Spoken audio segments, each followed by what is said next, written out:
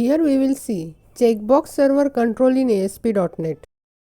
Checkbox control allows the user to select a true or false state. This control is used when there is a need to get multiple inputs from the user. The checkbox class is available in system.web.ui.webcontrols namespace. The checkbox control can be added to the ASP.NET web page using ASP.NET provided tags or dragged and dropped using Visual Studio IDE. The drag and drop feature ultimately generates the same code. The syntax of ASP.NET checkbox says ASP tag, then checkbox ID, run at server, and the text that you want to display on the checkbox. Different properties of checkbox controls are attribute. This property is used to render the checkbox button control on the web page.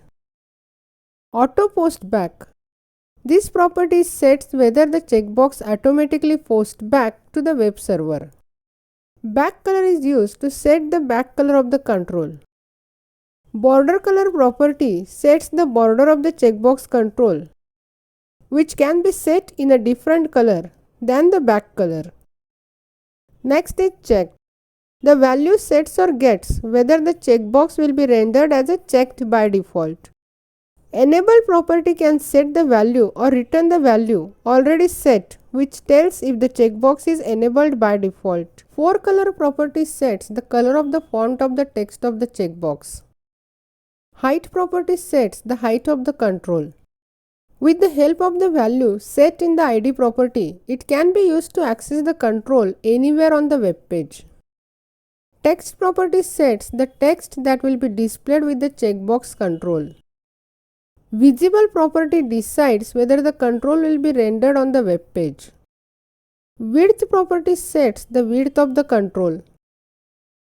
Different events for checkbox controls are checked changed, which occurs when the value of the checked property changes between posts to the server. Data binding occurs when the server control binds to a data source. Disposed event occurs when a server control is released from memory, which is the last stage of the server control lifecycle when an ASP.NET page is requested. Init event occurs when the server control is initialized, which is the first step in the lifecycle. Load event occurs when the server control is loaded into the page object. Pre-render occurs after the control object is loaded but prior to rendering. And unload event occurs when the server control is unloaded from the memory. Different methods for checkbox controls are data bind, which binds a data source to the invoked server control and all its child controls. Dispose method enables the server control to perform final cleanup before it is released from the memory. Equals method determines whether the specified object is equal to the current object. Focus method sets the input focus to the control. OnLoad method raises the load event. And toString method returns a string that represents the current object.